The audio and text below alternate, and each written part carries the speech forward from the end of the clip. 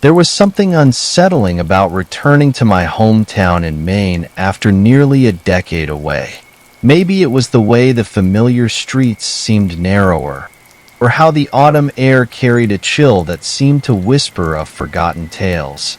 My name's Alex, and I was back not for a nostalgic trip, but due to the unfortunate passing of my Aunt Marlene. The family home, a modest two-story near the outskirts of town, was now mine. Given that I'd left this place behind right after high school, intent on erasing any memory of the stifling small-town life, the irony wasn't lost on me that I was now, somehow, drawn back. The first night back, I stayed up late, sorting through Aunt Marlene's belongings. Among the mundane household items and an endless supply of knickknacks, I found a collection of old family photos. As I flipped through them, a cold draft swept through the room. It was late October, and the old house wasn't known for its insulation, so I shrugged it off, pulling my sweater tighter around me. It was in the midst of this sorting that I stumbled upon a peculiar, leather-bound journal. It looked ancient, its pages yellowed with age. Curiosity piqued, I opened it to find entries in Aunt Marlene's handwriting. The journal detailed her day-to-day life, but as I delved deeper, the entries became more disturbing. She wrote of feeling watched, though she never saw anyone. There were mentions of odd occurrences around the house. Objects moving on their own, doors slamming shut without a breeze. But the most chilling entry was the last one, dated just a week before her passing. It read, "I can feel it getting closer. I don't think I have much time left." Chilled to the bone, I glanced around the dimly lit living room, half expecting to see something, or someone, staring back at me. But there was nothing, just the familiar creaks and groans of an old house settling for the night. I decided it was best to try and get some sleep, though the journal's contents lingered in my mind, casting shadows of doubt on the rational explanations I tried to cling to. The next morning, I decided to shake off the unease by taking a walk around the neighborhood. The crisp autumn air and the sound of leaves crunching underfoot were comforting, familiar. Yet, as I made my way down the tree-lined streets, I couldn't shake the feeling of being followed. I chalked it up to lingering paranoia from the journal and quickened my pace back home. Upon my return, I found the front door slightly ajar. Heart racing, I pushed it open and stepped inside, half expecting to find a burglar. Instead, the house was silent, untouched, or so it seemed at first glance. It was only when I reached the living room that I noticed the journal, previously left on the coffee table, was now open on the floor, its pages fluttering as though caught in a non-existent breeze. Trying to calm my racing heart, I rationalized that I must have left a window open and the draft had blown the journal off the table. But a quick check of the house confirmed all windows were securely shut. Unease turned to dread as I picked up the journal, only to find that the last entry, the one detailing Aunt Marlene's fear, was missing, the page roughly torn out. I spent the rest of the day in a fog of anxiety, jumping at every sound. Nightfall brought no relief, only a deepening sense of foreboding. As darkness enveloped the house, the peculiar incidents Aunt Marlene described in her journal began to manifest. Lights flickered without cause, and I heard the distinct sound of footsteps creaking across the upstairs floorboards. Yet I was alone, or so I thought. Lying in bed, the covers drawn up to my chin, I tried to convince myself to sleep, that it was all in my head. But then came a soft, almost inaudible whisper, carrying my name on the wind. Alex. It was so faint, I thought I'd imagined it, until it came again, closer this time, undeniable. A cold terror gripped me, and I knew then that whatever had haunted Aunt Marlene hadn't left with her passing. It was here, in the house with me. That night, sleep proved impossible. The whispers grew more persistent, a symphony of hushed tones that seemed to echo through the very walls of the house. I clung to the hope that daylight would banish these horrors back to the shadows from which they came. But as the night wore on, that hope dimmed alongside the waning moon. Determined to seek answers, I revisited Aunt Marlene's journal by the pale morning light. The missing page gnawed at my thoughts, a piece of the puzzle lost to the shadows. It was then I noticed a small, almost imperceptible marking on the inside cover, a symbol, cryptic and unfamiliar, but unmistakably deliberate. This discovery led me down a path I'd never anticipated, one that took me to the very heart of my family's history in this town. The local library, a sturdy brick building that had stood the test of time, held the archives I needed. The librarian, a woman who had known Aunt Marlene, provided the first clue. She was researching the town's history, she told me, specifically the land your house is built on. Armed with this knowledge, I dove into the archives, searching for anything that might shed light on the disturbances plaguing me. Hours passed in a blur of old newspaper clippings and historical documents. Then, finally, a breakthrough. An article dated back to the early 1900s detailed a tragic event on the very property where my family home now stood. A fire had ravaged a previous dwelling, claiming the lives of a young family.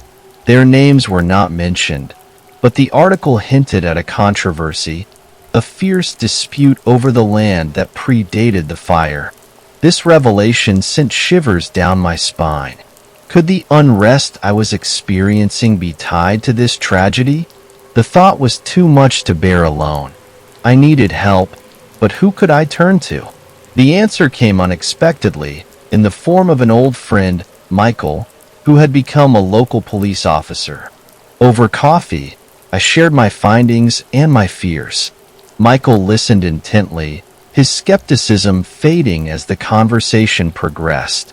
"There's more to this town than most people realize," he admitted. "And if you're saying something's not right, I believe you."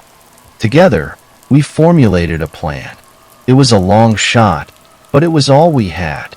That night, armed with a digital recorder and a camera, we set out to capture evidence of the disturbances. The house felt different with Michael there, as if the presence of another person diluted the shadow's power. But as the night deepened, so too did the sense of anticipation, a waiting for something inevitable and terrifying. We were not disappointed. The whispers returned, louder now, more insistent. Through the recorder, we captured voices, faint, but clearly speaking words that chilled us to the bone. "Leave," they said, over and over. "Leave this place." The climax of the night came unexpectedly. A sudden cold enveloped us, and the camera, previously recording without issue, flickered and died. In that moment of darkness, a figure appeared, a silhouette shaped by the absence of light, standing at the top of the stairs. It was there and then gone, leaving us with a palpable sense of despair. The encounter was enough for Michael. He agreed that something supernatural was at play, something neither of us was equipped to handle. The decision to leave the house, to put distance between myself and the spirits bound to that land, was a difficult one. But in the end, survival outweighed sentiment. I sold the house, with full disclosure to the buyers about its unusual history. Some people are drawn to such mysteries, after all. As for me, I moved far away, to a city where the buildings are too tall for shadows to take root. Yet, even now, when the wind howls just right, I swear I can hear whispers carried on the breeze, a reminder of the chilling events that unfolded in my family home. The chill of fall was beginning to set in. making the mornings darker and the need for a warm cup of coffee even more urgent. I'm Alex, just your average office clerk working in a nondescript building in downtown Pittsburgh, handling everything from mail sorting to data entry. My office was a sea of gray cubicles, each one like a small, isolated island in a vast, fluorescent-lit ocean.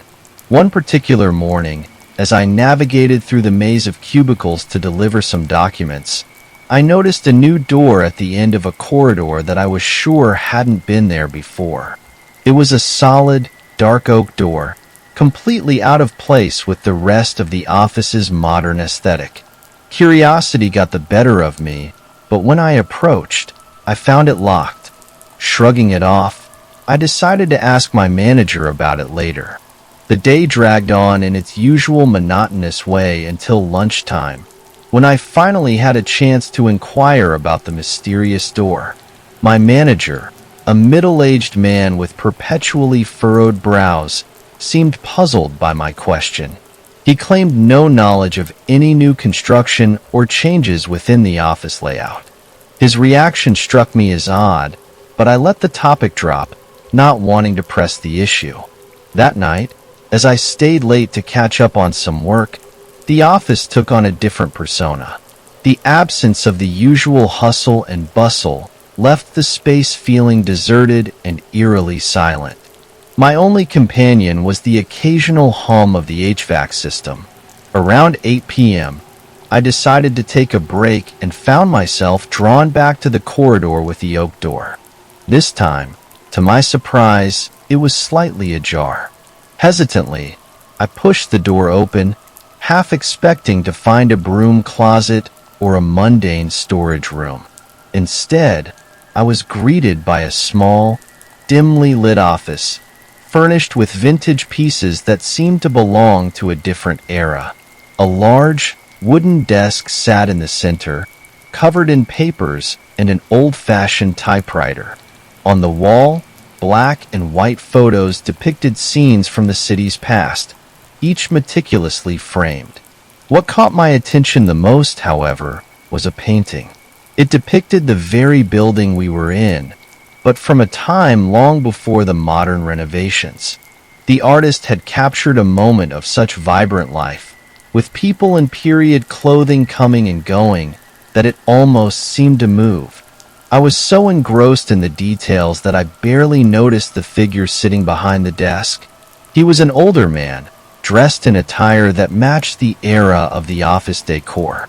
His presence was so natural, so fitting in the setting, that it took me a moment to realize he shouldn't be there at all. His eyes met mine, and he smiled, a gesture that should have been comforting but instead sent a chill down my spine. "Can I help you?" he asked, his voice smooth, with an unplaceable accent.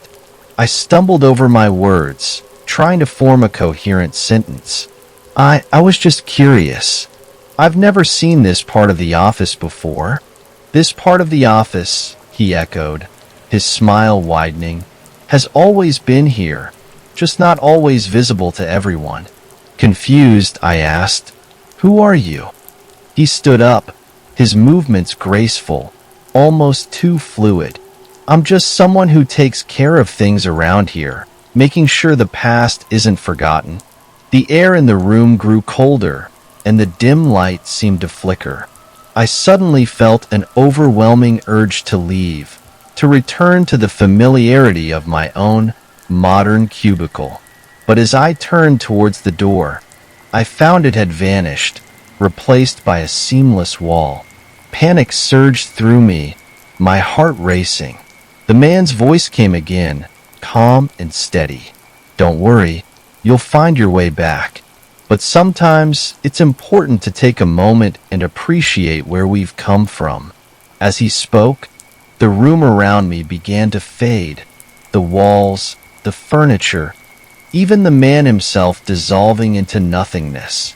I was left standing in complete darkness, the silence oppressive. Then, just as suddenly, I was back in the corridor, the modern fluorescent lights glaring above me. The oak door was gone, leaving behind a plain, plaster wall. I rushed back to my cubicle, my hands shaking, my mind reeling from what had just happened. I didn't tell anyone about my experience, fearing they'd think I was losing my grip on reality. It was a routine evening in the sleepy town of Harper's Creek, nestled in the heart of Virginia, where life moved at a pace dictated by the seasons and the ebb and flow of the local river. My name is Emma, and I've lived here my whole life, working as a nurse at the community hospital. The town, with its single traffic light and family-owned diners, was a place where everyone knew your name and your business. But that sense of familiarity and safety was about to be tested in a way none of us could have imagined. It started with a power outage, not an uncommon occurrence in our rural area, especially during storm season. However, this time, there was no storm, no lightning or thunder, just the sudden, jarring transition from light to darkness as the evening settled in. The entire town was plunged into an unexpected blackness, leaving homes and streets eerily silent, save for the occasional barking dog. I remember lighting candles and joking with my roommate, Lily, about the town's aging infrastructure. We decided to make the best of it by playing card games and telling stories. That's when we heard the first scream, a distant sound that cut through the night's calm, so shocking in its intensity that we both froze, cards in hand. "Did you hear that?" Lily whispered, her voice barely above a breath. "I did. Should we check it out?" I replied, uncertainty lacing my words. We debated briefly but decided against venturing out, rationalizing that it was probably just some kids messing around. But then we heard another scream, closer this time, followed by a series of frantic knocks on our door. Cautiously, I approached and asked who it was. "It's Mrs. Patterson, from next door," came the breathless reply. "Please, let me in." We opened the door to find our elderly neighbor, her face pale and eyes wide with fear. She claimed she'd seen a figure moving through her backyard, its movements unnatural, almost gliding in the darkness. She'd screamed and run over to us when it vanished as quickly as it had appeared. Skeptical but concerned, we called the local sheriff's department, only to find the line busy. It seemed others in Harper's Creek were experiencing strange occurrences as well. With the power still out and our collective unease growing, Lily and I decided to gather with Mrs. Patterson and a few other neighbors in the largest house on our street. As the night wore on, more people arrived, each sharing their own tales of shadows moving in the darkness, of whispers in the wind that seemed too coherent to be just that, and of a pervasive feeling of being watched. The power outage had transformed our familiar, comforting town into a stage for something inexplicable. Around midnight, the power flickered back to life, the sudden illumination almost blinding after hours in the dark. Relief washed over the group, laughter and chatter replacing the fear as the normalcy of light returned. But the relief was short-lived. The sheriff arrived shortly after, his expression grim. He explained that the power outage was the result of deliberate sabotage. A key transformer had been damaged. But more disturbing was his next revelation. Multiple homes on the outskirts of town had been broken into, their interiors ransacked, though nothing of value appeared to be taken. In the days that followed, Harper's Creek struggled to return to its peaceful rhythms. No suspects were found, and no motive could be ascertained.